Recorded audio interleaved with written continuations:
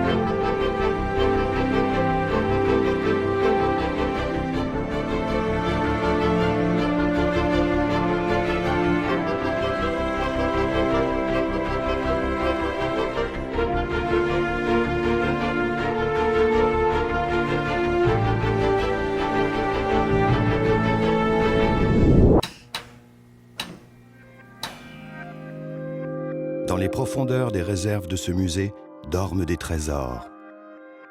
Les conservateurs veillent sur eux comme sur la mémoire du monde, car ils ont appris à lire en eux les origines de notre histoire.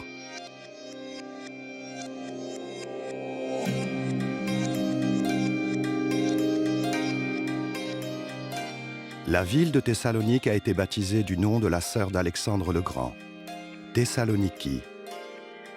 On n'a encore trouvé aucune statue, aucune représentation certifiée de cette reine. Et le mystère perdure quant au visage qu'elle pouvait avoir. Elle porte le collier, un collier d'or, et cette peau blanche. Elle est très belle. Ça pouvait être une reine.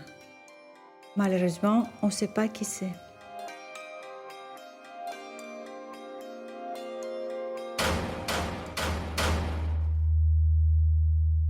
Je m'appelle Thessaloniki. Je suis fille de roi et sœur du plus grand conquérant de l'histoire, Alexandre. Un autre roi m'a épousée et je suis devenue reine. Si personne n'a jamais retrouvé mon visage, et quel qu'ait été mon destin, je ressemblais à n'importe laquelle des femmes de Macédoine, et chacune d'elles aurait pu être moi. Ici, dans ce musée, après 2300 ans de silence et de secret, je vais vous dévoiler mon histoire, celle de notre peuple et de notre glorieuse cité.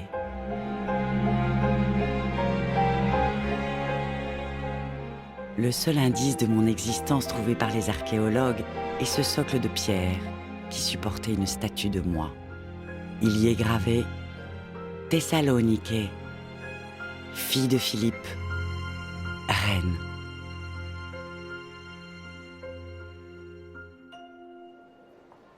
Après la disparition de mon frère Alexandre le Grand, il y a eu une guerre de succession. Parmi les combattants, le général Cassandre s'est montré le plus féroce. Il m'a épousée pour anoblir son sang et s'est proclamé roi.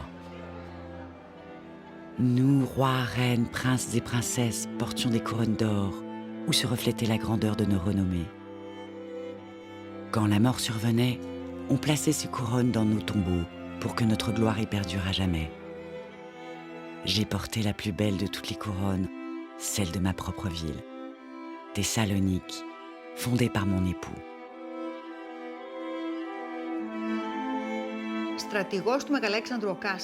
Le général Cassandre, une fois devenu roi, a voulu imiter Alexandre le Grand dans la tradition de fonder des cités. Il a donc cherché un endroit sur les rives du golfe Thermaïque. Il lui fallait un lieu stratégique. Le roi Cassandre a choisi un emplacement idéal et remarquablement situé pour fonder Thessalonique. Il la voulait au cœur de la Macédoine. Situé à portée de mer des grands ports de la Méditerranée, son emplacement était, pour cette époque, un atout remarquable pour contrôler le commerce dans la région tout entière.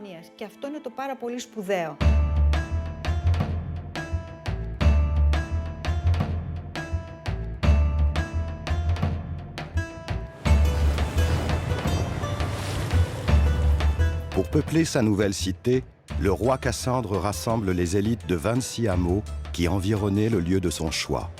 La nouvelle capitale grandit vite. Grâce à sa situation privilégiée, son développement commercial s'affirme et des habitants d'autres cités grecques y affluent et s'y installent. La renommée de la nouvelle cité s'épanouit sous le regard bienveillant du mont Olympe qui trône de l'autre côté du golfe. Nous sommes en 305 avant Jésus-Christ. Cassandre m'a épousé pour devenir roi. Qu'il m'ait aimé ou non n'y changeait rien. Mon devoir était d'être fidèle à mon rang et à ma famille. Pour le reste, j'étais comme toutes les autres femmes de Macédoine, très attachée à notre apparence. Miroirs de bronze, parfums et flacons de verre, maquillage, onguents, bijoux. Les femmes de Macédoine étaient richement parées et prenaient grand soin d'elles.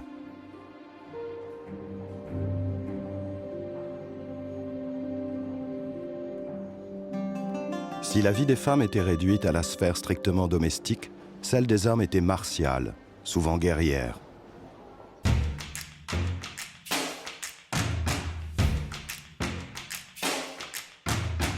Pour avoir été capables de conquérir le monde, ces paysans soldats se vouaient tout entiers à l'amour de l'exploit et des performances physiques. Depuis l'enfance, ils apprenaient à se battre, à éprouver les vertus de compétitivité, de concurrence et d'honneur.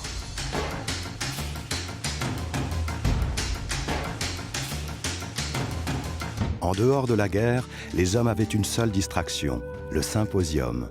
Ils s'y réunissaient pour boire et discuter philosophie, comme dans les dialogues de Platon. Divertis par des musiciennes et des danseuses professionnelles, certains convives laissaient parfois s'exprimer leurs désirs érotiques.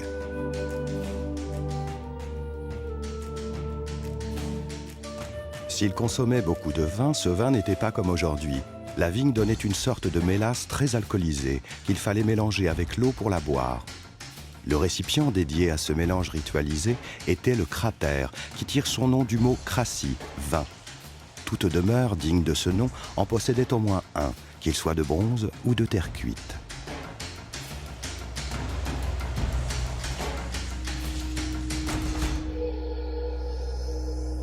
Mon époux le roi est mort. Comme pour tout défunt de haut rang, on lui a recouvert le visage d'une feuille d'or. Ainsi comme le veulent nos croyances, ses yeux, sa bouche et son visage entier, grâce à la pureté de l'or, conserveront l'éternité de ses visions, de ses paroles et de son âme.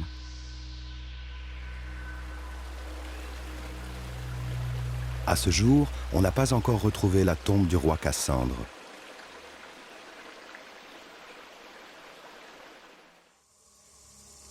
Dans la Macédoine d'avant l'ère chrétienne, les défunts étaient inhumés dans de lourds sarcophages ou bien incinérés. Aucun de ces deux rituels n'était plus à la mode que l'autre. La seule règle était d'entourer le défunt de ses objets du quotidien et de ses biens les plus précieux. À cause de ces trésors, la plupart des tombes ont été pillées.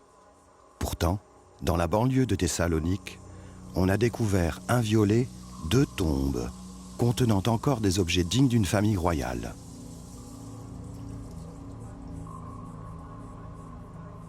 Dans leur désir de rester à jamais proches des vivants, les Macédoniens aimaient placer leurs tombes au bord des routes. 2300 ans plus tard, quand un bulldozer manœuvrant à l'élargissement de l'ancienne route bouscule par hasard le couvercle d'un sarcophage, les tombes de Dervénie entrent dans l'histoire de l'archéologie.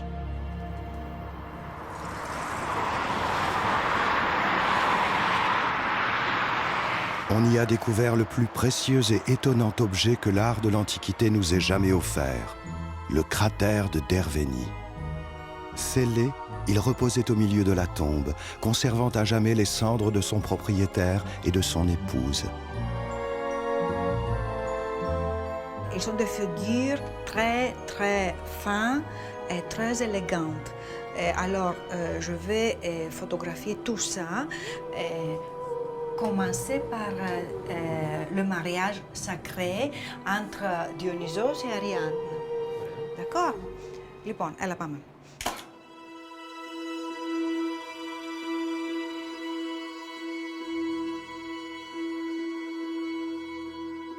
Essayez aussi de prendre le matériel du bronze. C'est bronze, mais un bronze qui imite l'or.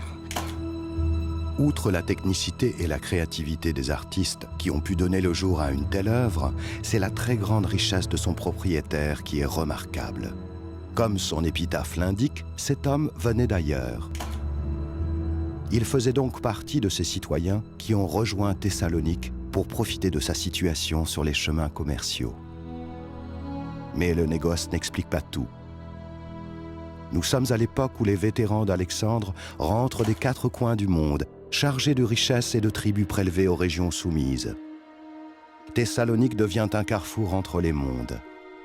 Sa culture hellénique et sa spiritualité irradient, en même temps qu'elle commence à recevoir des influences depuis les marches du lointain fleuve Indus.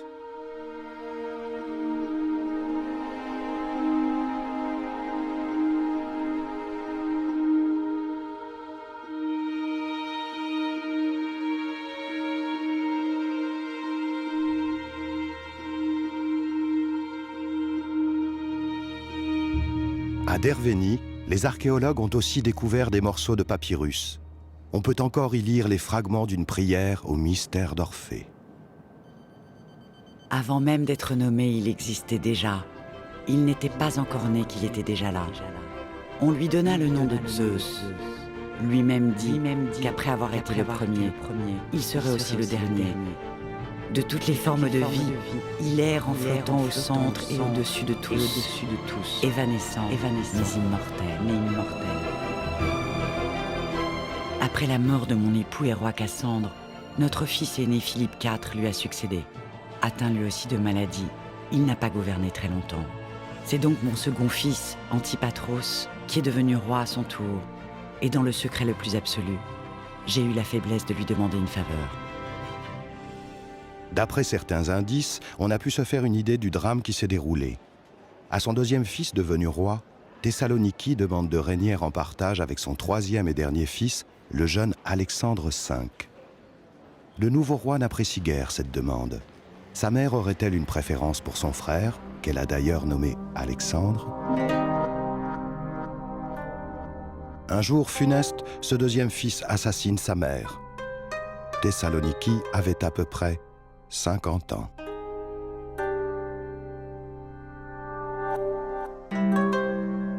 On n'a jamais retrouvé la tombe de Thessaloniki. À quoi pouvait-elle ressembler? Quel trésor renfermait le sarcophage d'une telle reine, la dernière reine de la dynastie d'Alexandre le Grand? Dans les salles du musée de Thessalonique, il y a un tombeau de jeune femme. Profanée par des pilleurs, sa tombe garde encore une empreinte de délicate féminité. Mélangés aux ossements de la jeune femme, on a trouvé ceux d'un bébé, probablement mort-né, probablement cause du décès de sa mère. À la mode macédonienne, les parois internes du cercueil sont peintes, afin que la défunte y retrouve les attributs de sa vie de femme et d'épouse aimée. Les artistes de la Grèce antique avaient inventé le trompe-l'œil. C'est la chambre de la défunte qui est représentée ici, avec ses étagères, ses accessoires, ses portraits et tous les symboles d'une vie heureuse et d'un amour harmonieux.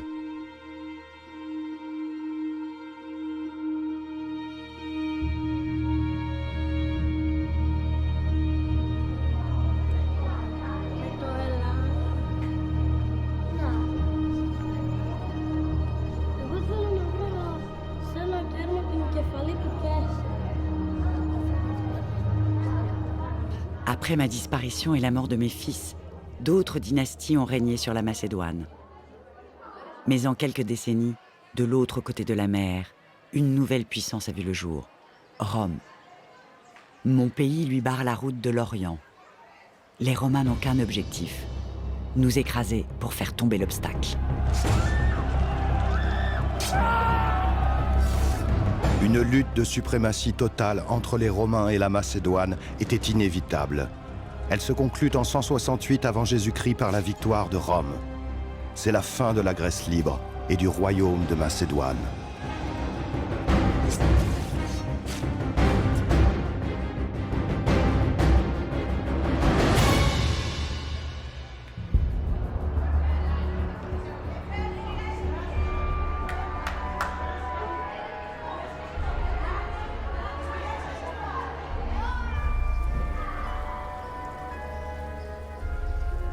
Diviser pour mieux régner est une expression qui nous vient de cette époque. Une fois les Romains installés en Grèce, il leur faut effacer le souvenir glorieux d'Alexandre le Grand. Les nouveaux maîtres divisent la Macédoine en 4 régions aux frontières bien fermées. Les communications sont contrôlées, les déplacements de population interdits et les mariages entre Romains et Grecs prohibés.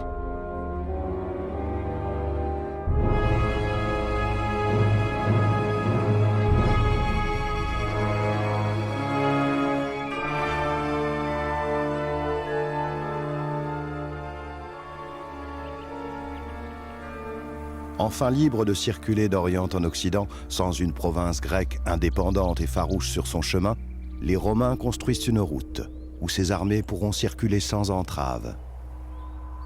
Le chantier dure 26 ans. Il s'achève en 120 avant Jésus-Christ. La nouvelle route porte le nom de son constructeur, le proconsul Gnaeus Egnatius, alors gouverneur de la Macédoine. On peut encore lire son nom sur une borne kilométrique exposée au musée. Avec la Via Egnatia, Thessalonique communique avec toutes les régions soumises par Rome. La cité, déjà opulente, devient le point de rencontre de 2 mondes, le lien principal entre l'Orient et l'Occident. Elle le restera pendant les siècles à venir.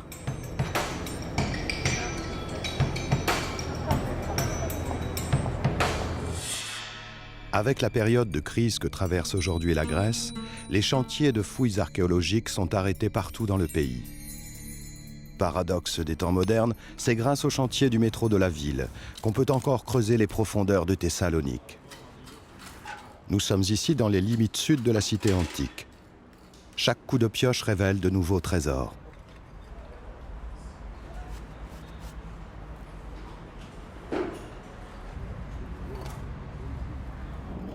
Le plus étonnant à constater, c'est que sous l'artère principale de la ville moderne, court l'artère centrale de la ville antique. La vie des hommes d'aujourd'hui s'est simplement superposée à celle des hommes d'hier.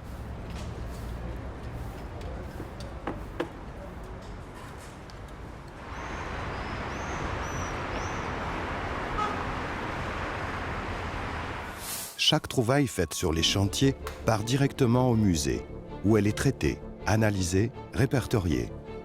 C'est le privilège du musée de Thessalonique, d'être l'un des rares musées au monde dont les collections proviennent directement des fouilles et du sous-sol de sa région. Chaque objet est donc authentique, sa provenance tracée, sa datation certaine et sa lecture lumineuse.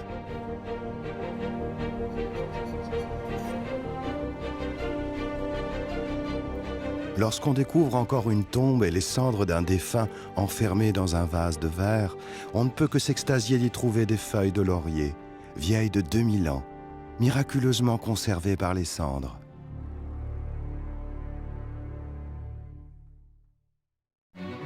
En 42 avant Jésus-Christ, un événement crucial change le destin de ma ville. Dans la lointaine Rome, Jules César est assassiné.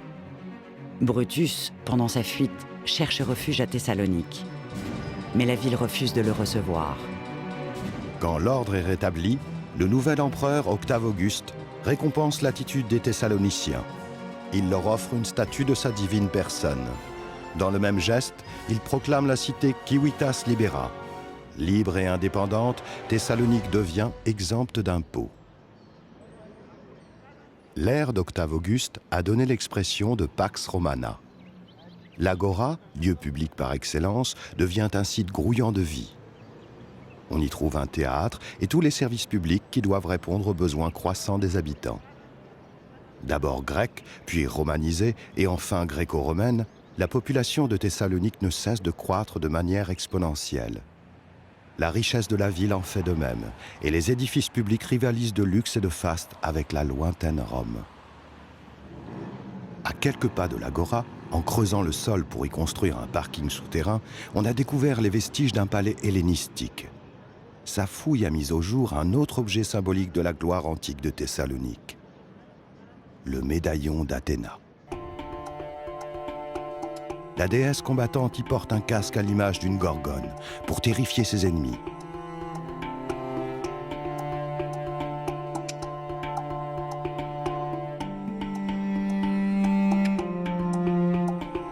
Autour de l'agora, de riches Thessaloniciens se font construire des villas aux dimensions et au luxe prestigieux. L'une de ces villas était pavée d'une immense mosaïque. On y voit les noces de Dionysos et d'Ariane, délaissées par Thésée alors qu'elle l'a pourtant sauvé du labyrinthe. En Macédoine, Dionysos était particulièrement vénéré.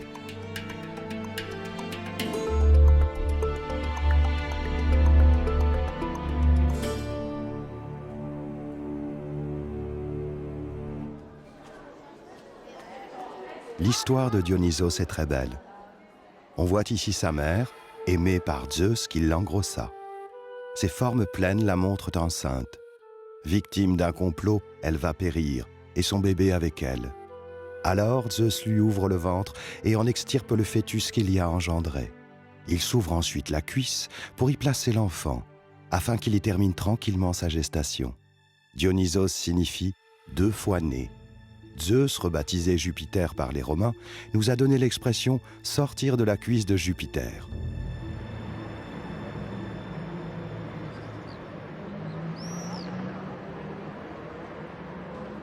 Nous sommes 4 siècles après Jésus-Christ.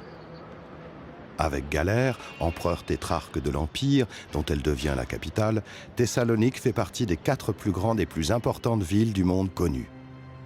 Ambitieux, Galère entreprend la construction d'un gigantesque complexe, avec un panthéon, un arc de triomphe et un palais. Chaque détail de ces imposants édifices rappelle la gloire, les hauts faits et les victoires du puissant tétrarque.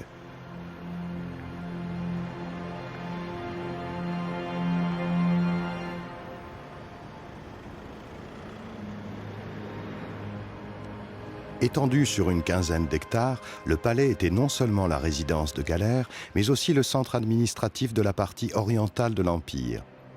Tous les officiels entourant le tétrarque, leurs familles et le personnel qui les servait y logeaient. Les travaux de Galère sont comparables aux Versailles de Louis XIV.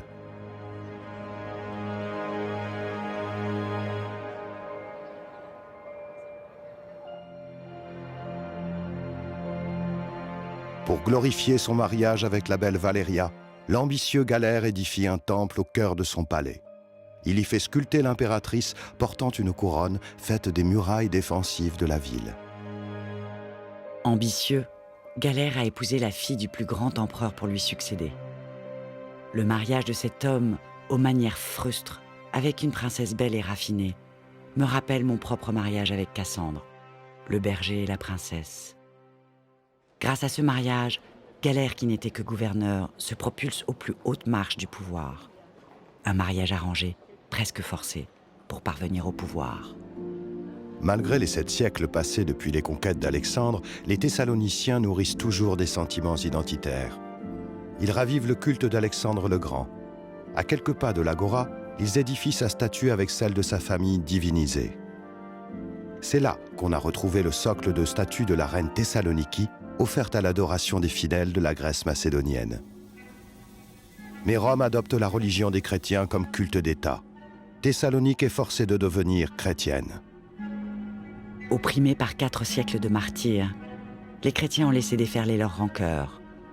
Armés de masses, de marteaux et de burins, ils ont effacé de la face du monde nos idoles et détruit ma statue. C'est vers cette époque que les habitants de ma ville m'ont vu transformée en sirène de légende, me voilà depuis lors, nageant dans les eaux de Thessalonique, demandant à chaque navire qui passe « Le roi Alexandre est-il toujours en vie ?»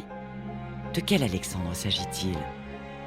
De mon frère le conquérant du monde, ou bien de mon dernier fils, le petit Alexandre V, assassiné à l'âge de 4 ans?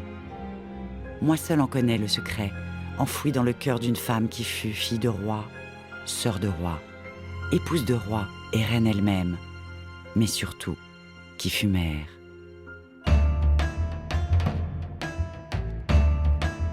Le musée de Thessalonique conserve à jamais les plus beaux trésors de son histoire, remis à la lumière du jour, pour que leur splendeur étonne encore et encore le monde de ces antiques prodiges.